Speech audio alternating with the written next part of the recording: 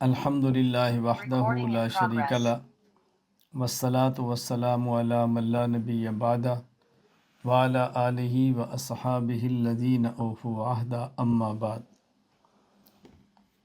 اصول حدیث پر سبق چل رہا تھا، تو میں نے تفصیل سے عرض کیا تھا کہ ہمارے اصول حدیث کے سبق میں ایک کتاب کا آغاز ہے جس کو فاتحۃ الکتاب کہتے ہیں، پھر اس کے بعد ایک مقدمۃ الکتاب ہے، پھر 5 ابواب ہیں، اور آخر میں پھر خاتمۃ الکتاب ہے۔ اب باب اول شروع کرتے ہیں، اور باب اول 7 فصول پر مشتمل ہے۔ اس میں فصل اول کتاب اللہ یعنی قرآن کریم کی تعریف اور اس کی اجمالی تقسیم، فصل ثانی خاص کی 3 ابحاث، فصل ثالث عام مشترک اور مؤول، فصل رابع ظاہر نص مفسر اور محکم، فصل خامس خفی مشکل مجمل اور متشابہ، فصل سادس حقیقت مجاز صریح اور کنایہ، فصل سابع عبارت النص اشارت النص دلالت النص اور اقتضاء النص۔ آج ہم فصل اول پر بات کرتے ہیں۔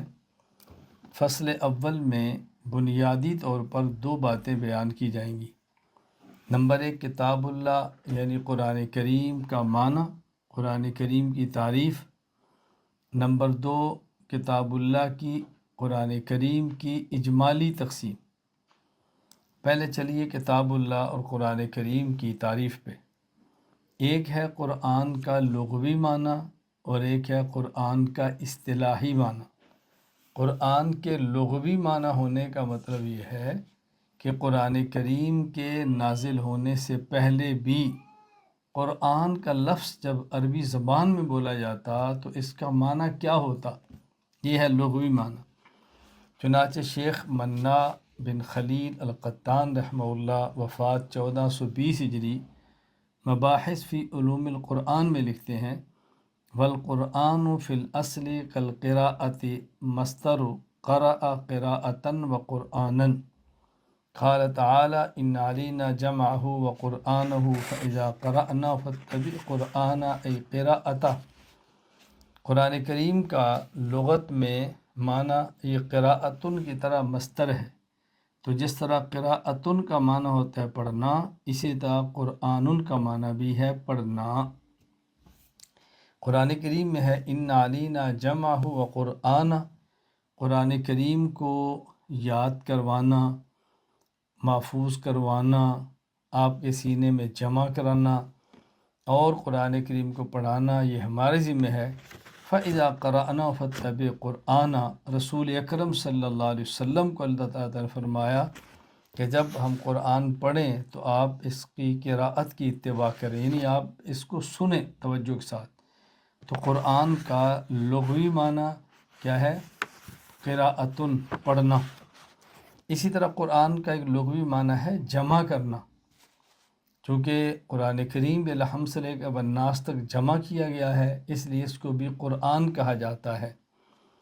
چنانچہ علامہ ابو محمد علی بن احمد بن سعید بن حزم الاندلسی القرطبی رحمہ اللہ وفات 456 ہجری الاحکام فی اصول القرآن میں فرماتے ہیں ان القرآن ماخوذ من الجمع ومنہ یقال قرأت الناقۃ لبنها فی زرعها اذا جمعته، جب اونٹنی اپنے تھنوں میں دودھ کو جمع کر لے تو کہتے ہیں قرأت الناقۃ لبنها، اونٹنی نے اپنے تھنوں میں اپنے دودھ کو روک لیا، جمع کر لیا ہے۔ یہ تو قرآن کریم کا لغوی معنی ہے پڑھنا اور جمع کرنا۔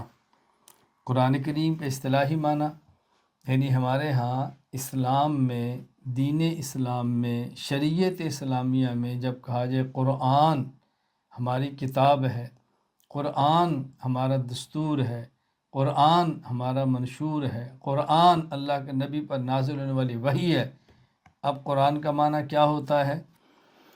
امام ابو البرکات حافظ الدین عبداللہ بن احمد بن محمود نصفی رحمہ اللہ وفات 710 ہجری المنار مانور الانوار میں فرماتے ہیں القرآن المنزل علی الرسول علیہ السلام المکتوب فی المصاحف المنقول عنہ نقلا متواترا بلا شبہۃ۔ قرآن کریم وہ اللہ کا کلام ہے جو رسول اکرم صلی اللہ علیہ وسلم پر تھوڑا تھوڑا کر کے نازل ہوا۔ ایک ہوتا ہے المنزل اکٹھا نازل ہونا، ایک المنزل تنزیل سے تھوڑا تھوڑا کر کے نازل ہوا۔ المکتوب فی المصاحف، اور یہ مصحف کہتے ہیں جو دو گتوں کے درمیان کاغذ کا مجموعہ ہے، یہ مصحف ہے جو اس مصاحف میں لکھا ہوا ہے۔ المنقول عنہ نقلا متواترہ، اور یہ قرآن رسول اکرم صلی اللہ علیہ وسلم سے لے کر ہم تک سند کے ساتھ نہیں بلکہ تواتر کے ساتھ پہنچا ہے۔ تواتر کا معنی کیا ہوتا ہے؟ جس کو نقل کرنے والے اتنے زیادہ افراد ہوں کہ جن کا جھوٹ پہ جمع ہونا عقل ناممکن کہے، بلا شبہۃ، بغیر کسی شک کے، بغیر کسی ریب کے، بغیر کسی شبہ کے جو ہم تک پہنچائے، اسے کہتے ہیں قرآن کریم۔ تو قرآن کریم کا لغوی معنی اور قرآن کریم کا اصطلاحی معنی، تو یہ ہم نے کہا قرآن ہمارے پاس نقل متواتر کے ساتھ پہنچا ہے۔ یہاں درمیان میں تمام طلباء، طالبات، علماء، عالمات ایک بات یہ نشین فرما لیں کہ جہاں تواتر ہوتا ہے وہاں سند کی ضرورت نہیں رہتی۔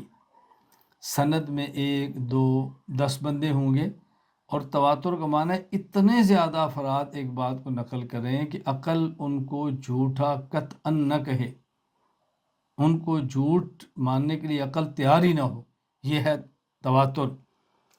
تو تواتر میں سند کی حاجت نہیں ہوتی۔ بحمد اللہ تعالی ہماری جو فقہ ہے، فقہ حنفی، یہ ہم تک تواتر کے ساتھ پہنچی ہے، یہ سند کی محتاج نہیں ہے۔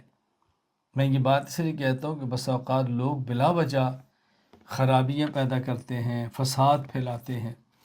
ایک شخص نے مجھ سے پوچھا اور بڑے عجیب انداز میں سوال کیا کہ حاجی مولانا صاحب جو فقہ حنفی ہے جو آپ کے پاس موجود ہے، اگر آپ اس فقہ حنفی کے مسائل کو اپنے امام ابو حنیفہ رحمہ اللہ سے صحیح سند کے ساتھ ثابت کر دیں تو میں مقلد امام ابو حنیفہ کا بن کر حنفی کہلوانے کے لیے تیار ہوں۔ میں نے ان سے کہا اگر کوئی عیسائی آپ سے سوال کرے کہ الحمد سے لے کر بالناس تک قرآن کریم کی ایک ایک آیت کو آپ رسول اکرم صلی اللہ علیہ وسلم سے صحیح سند کے ساتھ ثابت کر دیں، میں کلمہ پڑھنے کے لیے تیار ہوں، آپ اس عیسائی کو جواب کیا دیں گے؟ اس نے کہا میں عیسائی کو جواب دوں گا کہ یہ قرآن ہمارے پاس تواتر کے ساتھ آیا ہے، اور جو چیز تواتر کے ساتھ آئے وہ سند کے محتاج نہیں ہوتی۔ میں نے کہا اسی طرح فقہ حنفی امام ابو حنیفہ سے لے کر ہم تک تواتر کے ساتھ پہنچی ہے، لہذا سند کی محتاج نہیں۔ سند وہاں ہوتی ہے جہاں تواتر نہ ہو، جہاں تواتر آ جائے وہاں سند کی ضرورت نہیں ہوتی۔ یہ اچھی طرح ذہن نشین فرما لیں، کبھی الجندر کو مبتلا نہیں ہونا۔ بحمد اللہ تعالی ہمارے پاس جو فقہ ہے یہ فقہ حنفی ہے اور متواتر ہے۔ کتاب اللہ کی اجمالی تقسیم آگے تفصیل کے ساتھ آئے گی، مختصر تقسیم ذہن نشین فرما لیں۔ قرآن کریم الفاظ اور معنی دونوں کے مجموعہ کا نام ہے، ایک ہے الفاظ اور ایک ہے الفاظ کا معنی۔ ان دونوں کے لحاظ سے قرآن کریم کتاب اللہ کی کل 20 اقسام بنتی ہیں۔ نمبر 1 خاص، نمبر 2 عام، نمبر 3 مشترک، نمبر 4 مؤول، 5 ظاہر، 6 نص، 7 مفسر، 8 محکم، 9 خفی، 10 مشکل، 11 مجمل، 12 متشابہ، نمبر 13 حقیقت، 14 مجاز، 15 صریح، 16 کنایہ، نمبر 17 عبارت النص، 18 اشارت النص، 19 دلالت النص، 20 اقتضاء النص۔ آگے ہم تھوڑا سا اس کو وضاحت کے ساتھ پیش کرتے ہیں، کچھ وضاحت کے ساتھ۔ قرآن کریم اور کتاب اللہ کی جو تقسیم ہے یہ کئی اعتبار سے ہے۔ اس میں پہلی تقسیم ہے وضع کے اعتبار سے، یعنی لفظ کو کس معنی کے لیے وضع کیا گیا ہے۔ لفظ کی تقسیم ہے وضع کے اعتبار سے۔ اس کی 4 قسمیں ہیں: خاص، عام، مشترک اور مؤول۔ دوسری تقسیم ظہور کے اعتبار سے کہ اس کا معنی واضح کتنا ہے۔ اس کی 4 قسمیں ہیں: ظاہر، نص، مفسر، محکم۔ تیسری تقسیم ہے خفا کے اعتبار سے کہ لفظ کے معنی میں پوشیدگی اور خفا کس قدر ہے۔ اس کی بھی 4 اقسام ہیں: خفی، مشکل، مجمل، متشابہ۔ چوتھی تقسیم معنی کے اعتبار سے کہ اس کا معنی اصلی ہے، معنی مجازی ہے، معنی واضح ہے، معنی غیر واضح ہے۔ اس کی بھی 4 اقسام ہیں: حقیقت، مجاز، صریح، کنایہ۔ پانچویں تقسیم ہے کیفیت دلالت کے اعتبار سے کہ لفظ سے مسئلہ ثابت کس طرح ہو رہا ہے۔ اس اعتبار سے بھی لفظ کی 4 اقسام ہیں: عبارت النص، اشارت النص، دلالت النص، اقتضاء النص۔ آپ اندازہ فرمائیں کس حد تک اصولیین نے قرآن کریم کی خدمت کی ہے، اور اعتراض کرنے والے کتنی آسانی سے اعتراض کر کے سرخرو ہو جاتے ہیں۔ کس قدر محنت فرمائی ہے اصول فقہ پر اور فقہ پر اور مسائل کے استنباط اور استخراج پر۔ فصل ثانی، میں نے آپ کی خدمت میں عرض کیا تھا کہ باب اول میں 7 فصول ہیں۔ ان میں پہلی فصل قرآن کریم کی تعریف، قرآن کریم کی اجمالی تقسیم۔ اب ہے فصل ثانی، باب اول کی فصل ثانی۔ کتاب اللہ کی پہلی تقسیم وضع کے اعتبار سے ہے۔ وضع کا مطلب لفظ کس معنی کو بیان کرنے کے لیے معرض وجود میں آیا ہے، یہ لفظ کس معنی کو سمجھانے کے لیے بنایا گیا ہے۔ وضع کے اعتبار سے کتاب اللہ کی 4 قسمیں ہیں: نمبر 1 خاص، نمبر 2 عام، نمبر 3 مشترک، نمبر 4 مؤول۔ ان 4 اقسام کی وجہ حصر، یعنی وضع کے اعتبار سے کتاب اللہ کی 4 ہی قسمیں کیوں ہیں، 5 کیوں نہیں ہیں، 3 کیوں نہیں ہیں، 1 کم کیوں نہیں، 1 زیادہ کیوں نہیں، 4 ہی کیوں ہیں، اسے کہتے ہیں وجہ حصر۔ یعنی اس تقسیم کو 4 قسموں میں منحصر کرنے کی وجہ کیا ہے؟ لفظ جس معنی پر دلالت کرنے کے لیے وجود میں آیا ہے وہ معنی ایک ہوگا یا معانی متعدد ہوں گے، وہ معنی ایک ہوگا یا ایک سے زائد ہوگا، ایک معنی یا کئی معنی۔ اگر لفظ کی دلالت ایک معنی پر ہو اور اس میں کسی اور معنی کا احتمال نہ ہو تو یہ خاص ہے، اور اگر دوسرے معنی کا احتمال بھی ہو تو یہ عام ہے۔ لفظ کو جس معنی کے لیے وضع کیا گیا ہے تو معنی ایک ہوگا یا معنی متعددہ۔ اگر معنی ایک ہے تو اس میں ایک ہی معنی ہے، دوسرے معنی کا کوئی احتمال نہیں، تو پھر خاص ہے۔ اگر دوسرے معنی کا احتمال بھی ہے تو پھر عام ہے۔ پھر اگر لفظ متعدد یعنی ایک سے زائد معنی پر دلالت کرے مگر ان میں سے کسی ایک معنی کو تاویل کے ذریعے راجح قرار دینا ممکن نہ ہو تو وہ مشترک، اور اگر تاویل کے ذریعے کسی ایک معنی کو راجح قرار دینا ممکن ہو تو مؤول۔ مزید تفصیلی گفتگو مثالوں کے ساتھ میں انشاءاللہ العزیز آگے آپ کی خدمت میں پیش کروں گا۔ فی الحال ہم نے خلاصہ بیان کیا ہے۔ اس فصل ثانی میں اب کتاب اللہ کی پہلی تقسیم کی 4 اقسام میں سے پہلی قسم خاص کے متعلق گفتگو ہوگی۔ میں نے بتایا نا باب اول میں 7 فصول ہیں۔ پہلی فصل میں کتاب اللہ کی تعریف اور اس کی اجمالی تقسیم۔ آگے ہے فصل ثانی۔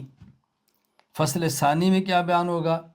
وضع کے اعتبار سے کتاب اللہ کی 4 قسمیں ہیں: خاص، عام، مشترک اور مؤول۔ اب فصل ثانی میں کتاب اللہ کی تقسیم کی پہلی 4 اقسام میں سے صرف خاص پر گفتگو ہوگی۔ باب اول فصل ثانی، اس پر گفتگو صرف خاص کے بارے میں ہوگی۔ یہ جو خاص کے بارے میں گفتگو ہوگی تو یہ ذہن نشین فرما لیں کہ خاص کے متعلق 3 قسم کی گفتگو ہوگی، 3 قسم کی بحثیں ہوں گی۔ پہلی بحث خاص کا معنی اور خاص کا حکم، خاص کی تعریف اور خاص کا حکم۔ دوسری بحث مطلق اور مقید۔ تیسری بحث امر اور نہی، تفسیر آگے آئے گی انشاءاللہ العزیز۔ تو خاص کی 3 بحثیں ہو گئی، نمبر 1 تعریف اور حکم، نمبر 2 مطلق اور مقید، نمبر 3 امر اور نہی۔ پہلی بحث ہے خاص کی تعریف اور خاص کی اقسام، خاص کا حکم۔ اب توجہ سے واضح نشین فرمائیں، خاص کی تعریف کیا ہے؟ امام نظام الدین ابو یعقوب اسحاق بن ابراہیم الخراسانی الشاشی الحنفی رحمہ اللہ، وفات 335 ہجری، یہ خاص کی تعریف ان الفاظ میں کرتے ہیں: ہوا لفظ وضع لمعنی معلوم او لمسمى معلوم علی الانفراد۔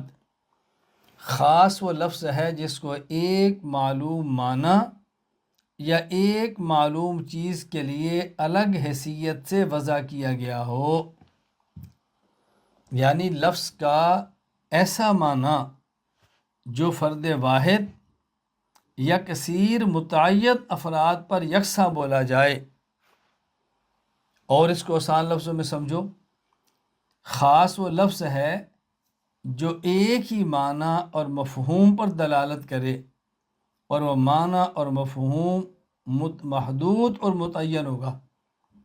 کبھی اس کا فرد ایک ہی ہوگا، کبھی اس کے افراد کئی ہوں گے، لیکن معنی محدود اور متعین ہوگا۔ اب بات اچھی طرح سمجھ لیں، معنی پر دلالت کے اعتبار سے خاص کی 3 اقسام ہیں۔ خاص کا معنی متعین ہوگا، خاص ایک مفہوم پر دلالت کرے گا، لیکن اس مفہوم کا ایک فرد ہوگا، کئی افراد ہوں گے۔ اس اعتبار سے خاص کی 3 قسمیں ہیں: خاص شخصی، خاص نوعی اور خاص جنسی۔ ایک ہی معنی پر لفظ کی دلالت کبھی متعین شخص کے لحاظ سے ہوگی، کبھی متعین نوع کے لحاظ سے ہوگی، کبھی متعین جنس کے اعتبار سے ہوگی۔ میں مزید ایک چیز وضاحت عرض کرتا ہوں۔ خاص شخصی کی تعریف کیا ہے؟ اذا دلت الکلمۃ علی معنی یدل علی شخص واحد تسمى خاص شخصی او خاص الفرد۔ اگر لفظ ایسے مفہوم پر دلالت کرے، اگر لفظ ایسے معنی پر دلالت کرے جس کی ایک ہی ذات مراد لی جائے تو یہ خاص شخصی یا خاص الفرد کہلاتا ہے۔ جس طرح ایک لفظ ہے محمد، اب محمد کس کا نام ہے؟ جی فلاں کا، تو فلاں ایک ہی فرد مراد ہوگا، اس سے کئی افراد مراد نہیں ہوں گے۔ ایک اور ہے عبداللہ، اس کا ایک معنی مراد ہے، کئی معنی مراد نہیں۔ جب ہم کسی لفظ کو بولتے ہیں اس کا ایک معنی مکہ، اب لفظ مکہ سے مراد ایک ہی شہر مکہ ہے، کئی شہر نہیں ہیں۔ جب ہم کہتے ہیں مدینہ منورہ تو اس سے ایک ہی شہر مراد ہے، اس سے کئی شہر مراد نہیں۔ اگر لفظ ایسے مفہوم پر دلالت کرے جس سے ایک ہی ذات مراد لی جائے تو یہ خاص شخصی یا خاص الفرد کہلاتا ہے۔ نمبر 2 خاص نوعی۔ اذا دلت الکلمۃ علی مفہوم یدل علی افراد شتى یشترکون فی الاغراض تسمى خاص نوعی۔ اگر جو لفظ ایسے مفہوم پر دلالت کرے اس مفہوم میں شامل تمام افراد کی اغراض یکساں ہوں تو اس کو خاص نوعی یا خاص النوع کہتے ہیں۔ یعنی لفظ کا مفہوم ایک ہی ہوگا لیکن اس کے افراد کئی ہوں گے، لیکن تمام افراد کی غرض ایک ہوگی۔ مفہوم ایک ہوگا، اس مفہوم کے اگر افراد کئی ہوں گے لیکن افراد کی غرض ایک ہوگی، اس کو کہتے ہیں خاص نوعی یا خاص النوع۔ اس کی مثال سمجھے، جیسے رجل، اب رجل ایک لفظ ہے، رجل کا معنی کیا ہے؟ مرد۔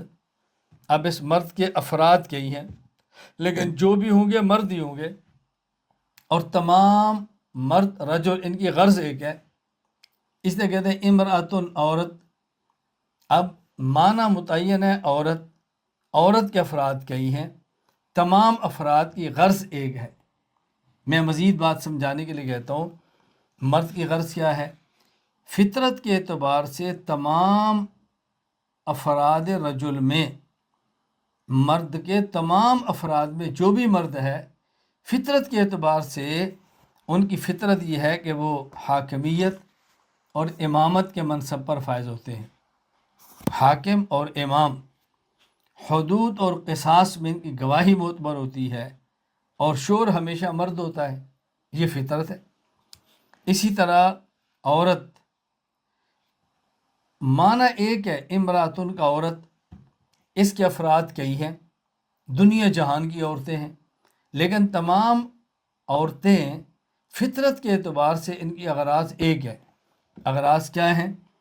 عورت فطرت کے اعتبار سے محکوم ہوتی ہے، امور خانہ داری کو سر انجام دیتی ہے، گھریلو کام، اور اس میں بیوی اور بچے بیوی بننے اور بچے پیدا کرنے کی اہلیت ہوتی ہے۔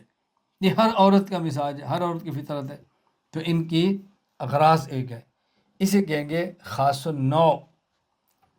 ایک ہوتا ہے خاص الجنس، اذا دلت الکلمۃ علی مفہوم یدل علی افراد شتى یختلفون فی الاغراض تسمى خاص جنسی او خاص الجنس۔ جو لفظ ایسے مفہوم پر دلالت کرے کہ اس میں شامل افراد کی اغراض الگ الگ ہوں، اس کو خاص جنسی یا خاص الجنس کہتے ہیں۔ یعنی لفظ کا معنی ایک ہے، مفہوم ایک ہے، وہ مفہوم کئی افراد پر شامل ہے اور ان تمام افراد کی اغراض الگ الگ ہیں۔ ہم جب کہتے ہیں انسان، تو انسان سے مراد ایک خاص فرد ہے جس کا معنی کیا ہے؟ انسان کا معنی دو چیزیں ہیں، نمبر ایک محسوس ہو اور نمبر دو ذو عقل ہو۔ اب یہ محسوس ہونا کہ آپ ہاتھ لگانا چاہیں لگائیں، اور عقل مند ہونا، اس میں مرد عورت سب محسوس بھی ہیں، ذو عقل بھی ہے، لیکن انسان کے افراد مرد بھی ہیں عورتیں بھی ہیں، ان کی اغراض الگ الگ ہیں۔ مرد کی غرض حاکمیت، امامت، عورت کی غرض محکوم، بیوی، بچے کی ماں، اور مرد کی غرض شوہر، بچے کا باپ۔ تو لفظ کا مفہوم ایک ہو، انسان کا مفہوم ایک ہے، کیا؟ محسوس، نمبر دو ذو عقل۔ اس کے افراد دو قسم کے ہیں، نمبر ایک رجل مرد، نمبر دو امراتن عورت، اور ہر ایک کی غرض الگ الگ ہے، اسے کہیں گے خاص الجنس یا خاص الجنس، یہ اسے کہیں گے خاص جنسی، خاص جنسی، کوئی بھی اس کو کہہ لیں۔ یہاں میں ایک بات درمیان میں عرض کر دوں کہ اوپر میں نے ایک لفظ بولا ہے عورت، عورت کی غرض اور فطرت میں ہے محکومیت، اور فطرت میں ہے بیوی ہونا۔ حکیم الامت مجدد الملت حضرت مولانا محمد اشرف علی تھانوی نفر اللہ برقدہ عجیب بات فرماتے کہ عورت چونکہ بیوی ہے لہٰذا محکوم بھی ہے، اور عورت چونکہ محبوب ہے لہٰذا حاکم بھی ہے۔ یعنی عورت میں دو حیثیتیں، اگر دیکھا جائے تو بیوی ہے اور ماتحت ہے تو پھر یہ محکوم ہے اور مرد حاکم ہے، اور اگر یہ دیکھیں کہ محبوبہ ہے تو پھر یہ حاکم ہے اور مرد محکوم ہے۔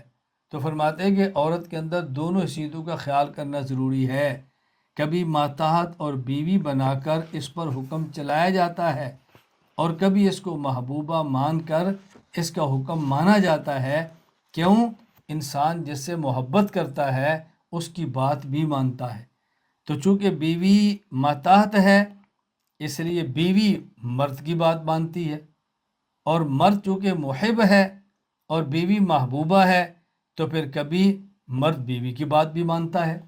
تو گھر کی گاڑی یوں ہی چلتی ہے کہ کبھی بیوی بات مان لے کہ وہ ماتحت ہے، محکومہ ہے، اور کبھی شوہر بات مان لے کیونکہ وہ محب ہے اور محب محکوم ہوتا ہے۔ کتنی عجیب حکیم الامت حضرت تھانوی رحمہ اللہ نے بات فرمائی ہے۔ یہ جو میں نے عرض کیا خاص کہ جس کا ایک مفہوم متعین ہو، یہ تو اس کی تعریف ہو گئی، قسمیں ہو گئیں، خاص الفرد، خاص النوع، خاص الجنس۔ اس کا حکم امام نظام الدین ابو یعقوب اسحاق بن ابراہیم الخراسانی الشاشی الحنفی رحمہ اللہ وفات 335 ہجری اصول الشاشی میں فرماتے ہیں، حکم الخاص من الکتاب وجوب العمل به لا محالۃ۔ کتاب اللہ کے خاص کا حکم یہ ہے کہ اس کے معنی پر ہر حال میں عمل کرنا واجب ہے، اس پر عمل کرنا ہی کرنا ہے چونکہ اس کا معنی متعین ہے۔ اس کی مثال، اگر عورت کو طلاق ہو جائے اور عورت کو طلاق ہو جائے، اس کو حیض آتا ہو یعنی حاملہ نہ ہو، اس عورت کی عدت امام ابو حنیفہ رحمہ اللہ فرماتے ہیں کہ 3 حیض ہے۔ دلیل سورۃ البقرہ آیت نمبر 288 قرآن کریم میں ہے، والمطلقات یتربصن بانفسہن ثلاثۃ قروء۔ وہ عورتیں جن کو طلاق دی گئی ہے وہ اپنے آپ کو 3 قروء تک روک کے رکھیں۔ قروء یہ قرء کی جمع ہے۔ قرء کا معنی حیض بھی ہے جو عورت کے ماہواری کے مخصوص دن ہیں مینسس کے، اور قرء کا معنی طہر بھی ہے جو 2 ماہواریوں کے درمیان دن آتے ہیں جس میں عورت پاک ہوتی ہے، نماز پڑھتی ہے، روزہ رکھتی ہے، تلاوت کرتی ہے۔ امام صاحب فرماتے ہیں کہ عورت کی عدت یہ 3 حیض ہوتے ہیں۔ دلیل کیا ہے؟ فرماتے ہیں اس میں لفظ ہے ثلاثہ، 3، اور 3 کا معنی متعین ہے کہ 3 کسے کہتے ہیں؟ 1، 2، 2.25، 2.5، پونے 3 اور 3۔ پونے 3 کو بھی 3 نہیں کہتے، 2.5 کو بھی 3 نہیں کہتے، تو 3 ہی کو کہتے ہیں نا۔ امام صاحب فرماتے ہیں اگر قرء کا معنی طہر لیا جائے تو ثلاثہ جو 3 کا عدد ہے اس پر عمل نہیں ہو سکتا۔ کیوں؟ اس لیے کہ عورت کو طلاق دینی ہے طہر پاکیزگی کے اندر، تو اس کے بعد ایک حیض آئے گا، پھر دوسرا آئے گا، پھر تیسرا آئے گا، یعنی عورت کو طلاق دی جب وہ پاک ہے، طہر ہے، اس پر ایک حیض آیا، پھر طہر، پھر حیض آیا، پھر طہر، پھر حیض آیا، پھر طہر، 3 حیض مکمل ہو گئے۔ لیکن اگر قرء کا معنی آپ حیض نہ لیں، قرء کا معنی طہر لے کے 3 طہر عورت کی عدت ہے، تو 3 پر عمل نہیں ہوگا۔ کیوں؟ جس طہر کے اندر طلاق دی ہے اگر اس طہر کو بھی آپ عدت میں شمار کرتے ہیں تو طہر کا کچھ حصہ گزر گیا ہے، کچھ باقی ہے، اس کو شامل کریں گے تو 3 طہر پورے نہیں ہوں گے۔ اگر اس کو شامل نہیں کرتے، اگلے حیض کے بعد شروع کرتے ہیں تو پھر کچھ طہر 3 سے زائد ہو جائیں گے۔ اس کو شامل نہ کریں تو 3 سے کم ہو جائیں گے، اس کو شامل کریں تو 3 سے زائد ہو جائیں گے۔ اس لیے ضروری ہے کہ آدمی قرء کا معنی حیض لے، اور یہ بھی اس لیے کہ طلاق کا جو اصل شرعی طریقہ ہے وہ یہ ہے کہ عورت کو حیض میں طلاق نہ دی جائے بلکہ عورت کو پاکی کی حالت میں حالت طہر میں طلاق دی جائے۔ تو جب اس کو جو اصل شریعت کی ترتیب ہے طلاق دینے کی اس کے مطابق دیں گے تو عدت پوری مکمل تبھی ہوگی جب قرء کا معنی حیض لیں گے۔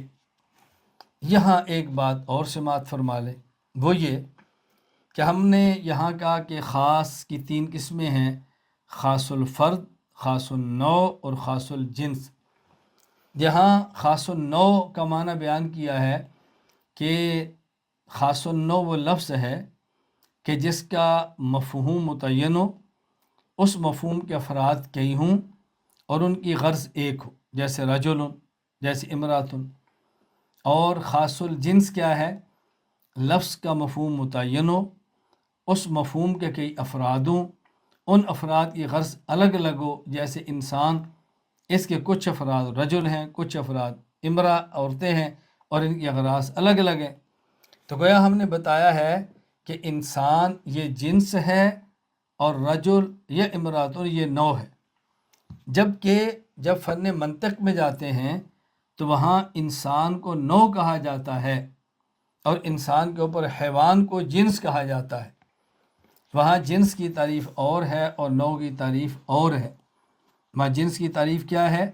شیخ قطب الدین ابو عبداللہ محمد بن محمد تحتانی الرازی رحمہ اللہ، وفات 766 ہجری، القطبی فی المنطق میں فرماتے ہیں کلی مقول علی کثیرین مختلفین بالحقائق، کہ یہ وہ کلی ہے جو مختلف افراد پر بولی جائے، جو مختلف الحقائق ہوں، مختلف الحقائق ہوں۔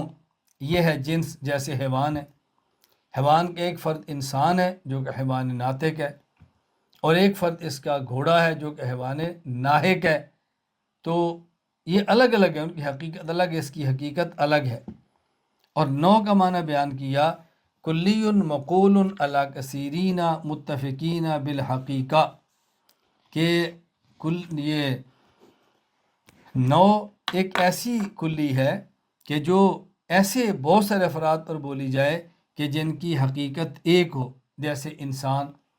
اب انسان کے کئی افراد ہیں، اس کا جو بھی فرد ہے، اس کا فرد رجل بھی ہے، اس کا فرد امراتن بھی ہے، دونوں کی حقیقت ایک ہے۔ رجل بھی حیوان ناطق ہے اور امراتن بھی حیوان ناطق ہے۔ تو منطق میں انسان کو نوع کہا اور یہاں اصول فقہ میں انسان کو جنس کہا، تو بظاہر یہ تعارض ہے۔ یہ بات اچھی طرح ذہن نشین فرما لیں، میں کئی ایک مقامات پہ عرض کر چکا ہوں، لفظ ایک ہی ہوتا ہے، فن کے بدلنے سے معنی بدل جایا کرتا ہے۔ یہ لفظ جنس ہوگا، منطق کا فن ہوگا تو معنی الگ ہوگا، اصول فقہ کا فن ہوگا تو معنی الگ ہوگا۔ نوع جب فن منطق تو معنی الگ، اور جب فن اصول فقہ تو معنی الگ۔ تو فن بدلنے سے معنی بدل جاتا ہے۔ میں اس کی بہت ساری مثالیں دیا کرتا ہوں، اگر اس اصول کو سمجھ لیا جائے تو بہت سارے اشکالات کے جوابات حل ہو جاتے ہیں۔ مثلا کلمہ اگر علم نحو، علم صرف میں دیکھا جائے تو اس کا معنی ہے لفظ وضع لمعنی مفرد، ایک ایسا لفظ کہ جس کا معنی ایک ہو۔ اور اگر یہی تجوید اور کے اندر دیکھا جائے، حفظ کی کلاس میں دیکھا جائے جہاں بچے قرآن پڑھتے ہیں، تو وہاں کلمہ کا معنی ہوتا ہے لا الہ الا اللہ محمد رسول اللہ، کلمہ شہادت اشہد ان لا الہ الا اللہ وحدہ لا شریک لہ واشہد ان محمدا عبدہ ورسولہ، کلمہ تمجید سبحان اللہ والحمد للہ ولا الہ الا اللہ واللہ اکبر۔ تو اگر نحو کی درسگاہ ہو تو کلمے کا معنی الگ ہے، حفظ کی درسگاہ ہو تو اب کلمے کا معنی الگ ہے۔ اگر نحو کی درسگاہ ہو اور ممتحن کسی طالب علم سے پوچھے کہ کلمہ اس کی مثال پیش کرو، اور حفظ کا بچہ کہ بسم اللہ الرحمن الرحیم، ممتحن فیل کر دے گا۔ کلمہ اس کی مثال پیش کرو، حفظ کا بچہ کہ جی اللہ، فیل کر دے گا۔ کلمہ اس کی مثال پیش کرو کہ محمد، اس کو فیل کر دے گا۔ کیوں؟ حفظ میں کلمہ کا معنی ہے لا الہ الا اللہ محمد رسول اللہ، اشہد ان لا الہ الا اللہ وحدہ لا شریک لہ۔ اور اگر نحو کی درسگاہ ہو اور ممتحن کے کلمہ اس کی مثال پیش کرو اور بچہ کہہ دے جی پنکھا، تو اس کو پاس کر دے گا۔ کہیں گے جی قلم، تو پاس کر دے گا، 100 نمبر دے گا۔ کہ نحو میں کلمے کا معنی ہوتا ہے ایسا لفظ جس کا معنی ایک ہو. پنکھا کا بھی ایک معنی ہے، قلم کا بھی ایک معنی ہے. تو دیکھو ایک ہی لفظ ہے، حفظ کی درسگاہ میں معنی اور ہے، اور اسی ایک ہی لفظ کا معنی نحو کی درسگاہ میں اور ہے. میں سمجھایا کرتا ہوں کہ اب اگر آپ تبلیغی جماعت میں ہیں، گشت ہو رہا ہے، ایک اس میں امیر ہے، ایک رہبر ہے، ایک متکلم ہے. وہاں متکلم کا معنی کیا ہے؟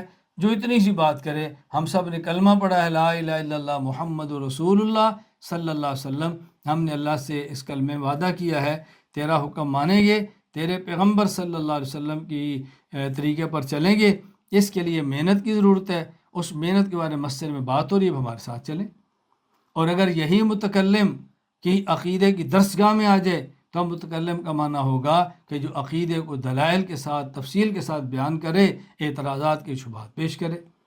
تو تبلیغی جماعت کے گشت میں متکلم کا معنی اور ہے، اور عقائد کی درسگاہوں میں متکلم کا معنی اور ہے. تو فن کے بدلنے سے لفظ کے معنی بدل جایا کرتے ہیں.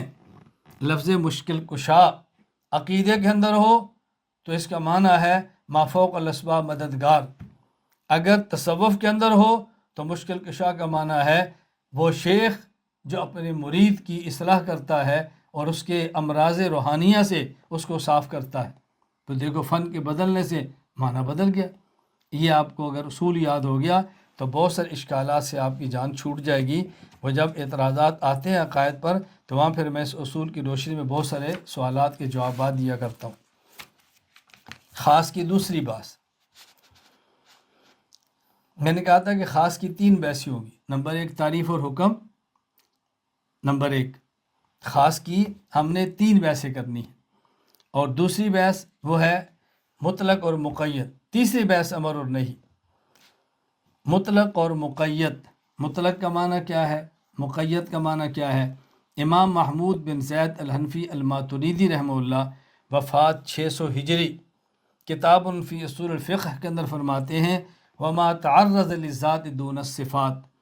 مطلق وہ لفظ ہے جو صفات سے قطع نظر محض ذات پر دلالت کرے. یعنی مطلق ایسی ذات پر دلالت کرتا ہے جس کے ساتھ کسی قسم کی کوئی قید یا صفت موجود نہ ہو.